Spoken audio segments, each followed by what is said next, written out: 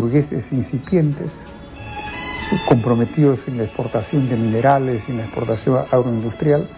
Esa es la república aristocrática. En cambio tiene un grupo cerrado, pequeño, entonces república oligárquica me parece una etiqueta más adecuada.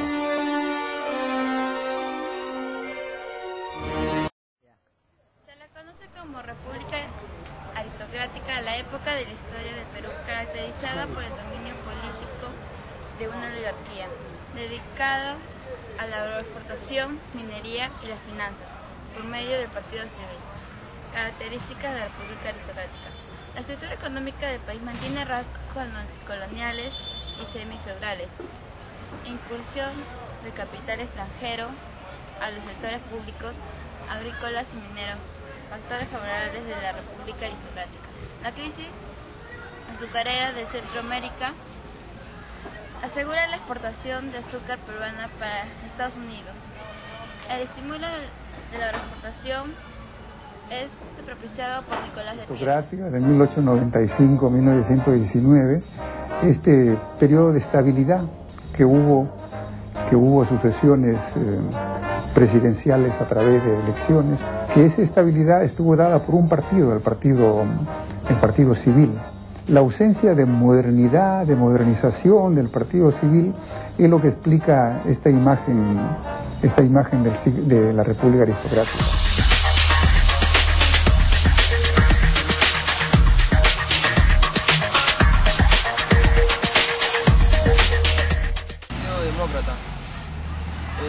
Para ello impulsó una legislación favorable a las inversiones de gran capital imperialista. Por ejemplo, el nuevo Código de Minería exoneró de fuertes cargas fiscales a los capitales extranjeros. En 1902 se instaló en nuestro país la Cerro de Pasco Mining Company, empresa estadounidense que controló un gran enclave minero en la Sierra Central del Perú. Corte.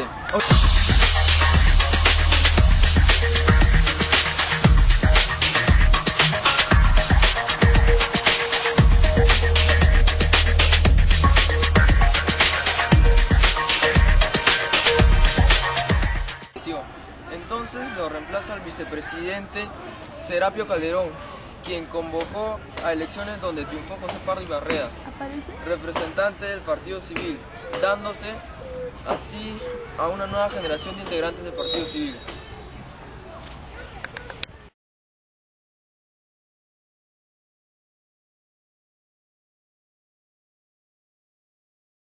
Actividad, digamos, empresarial y de actividades financieras, y paralelamente tenía esta vocación política que lo llevó a ser pues teniente alcalde de Lima y tener otros cargos importantes, y sobre todo yo diría que su vida política, más que por la presidencia, que fue muy breve, destaca su labor como parlamentario. Candamo era un empresario y político de gran éxito. Había estado en el cautiverio en Chile durante la Guerra del Pacífico. Luego de la caída de Lima y a causa de su compromiso con la resistencia nacional, fue apresado y deportado a Chile. Es interesante porque él, por ejemplo, en varias partes dice, sobre todo al principio en Angol, que la comida es muy buena, que los tratan bien, que camina libremente por el pueblo, etcétera, y más bien se queja de la, digamos, de la parte por el lado anímico, moral, de por ejemplo soportar el 18 de septiembre en Chile, y hay una carta donde él comenta que se encierra en su cuarto para no ver los fuegos artificiales y no participar ni ser testigo de de las celebraciones por el Día de la Independencia de Chile, por el dolor que eso le producía.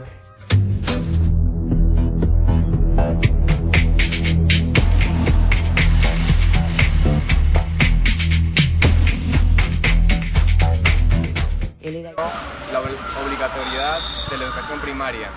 Promulgó la ley de ingreso femenino a la universidad. Surge la reclamación de las 8 horas de trabajo y la inauguración del monumento de Francisco Bolognesi en 1905. Segundo gobierno de... Ahí corta. No, el segundo gobierno va a después. ¿Me entiendes? ¿Cortaste? Herederos políticos del civilismo, su padre Manuel Pardo, ¿no? Había sido el fundador, y él es uno de los beneficiarios de esa fundación, ¿no? Esa es una de las constantes de la historia del Perú, ¿no? Esta suerte de linajes políticos.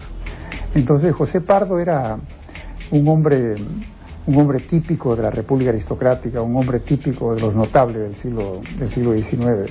Representaba el espíritu de la República aristocrática, ¿no? Gente pragmática, hombres de negocios, más que grandes ideólogos o intelectuales.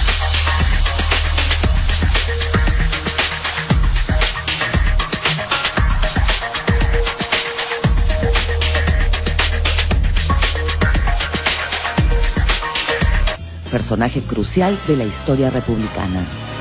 Enemigo o opositor al bloque de José Pardo, que era el de la dinastía, digamos, la línea oficial. Al no ponerse de acuerdo ambos bloques, entonces él desarrolla su propio proyecto.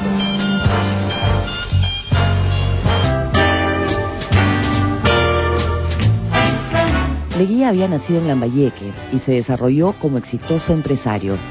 Era veterano de la Guerra del Pacífico porque había combatido con la reserva en Miraflores cuando tenía solo 18 años. Tenía buenas conexiones con la City de Londres y también en el Wall Street de Nueva York. Fue ministro de Economía de Candamo y luego de Pardo, antes de sucederlo en la primera magistratura. Leguía gobernó por primera vez de 1908 a 1912. Durante esos años, el Partido Civil estuvo más dividido que nunca. Dos alas se combatieron amargamente. Al acercarse las elecciones...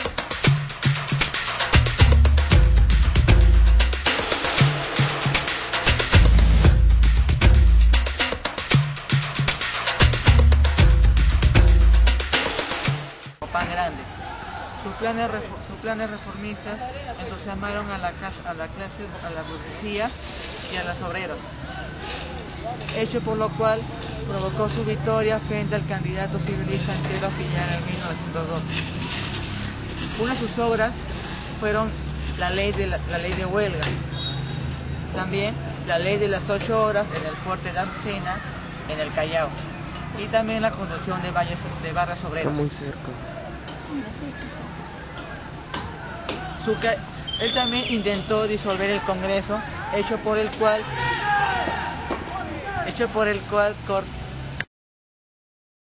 se apresuraron en disolverlo, ya que este los amenazó de disolver el Congreso. Ellos contaron con el apoyo de los militares. Óscar R. Benavides fue el líder de este movimiento, y el 4 de febrero de 1914 atacó el Palacio de Gobierno, provocando la renuncia de Billinghurst, donde él fue exiliado, exiliado a Chile, donde falleció. Esa parte vamos a cortar. Sí, la cortamos ya. Sí. Ahora falta.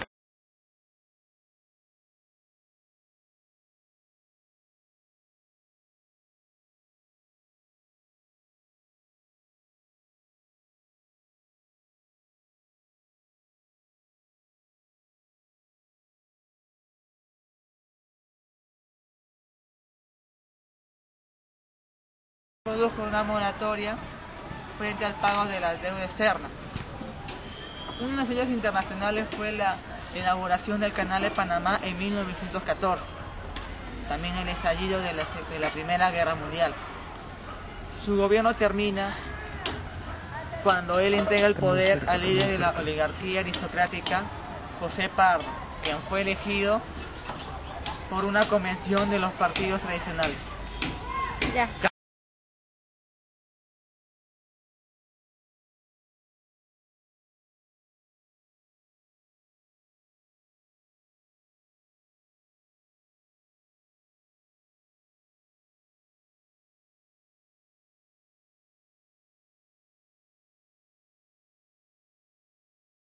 Segundo gobierno de José Pardo y Barrea marcó el retorno del civilismo y el final del apogeo de la República aristocrática.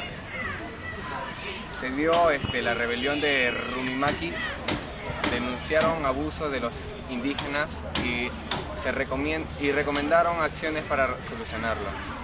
Y se logró la jornada laboral de las 8 horas.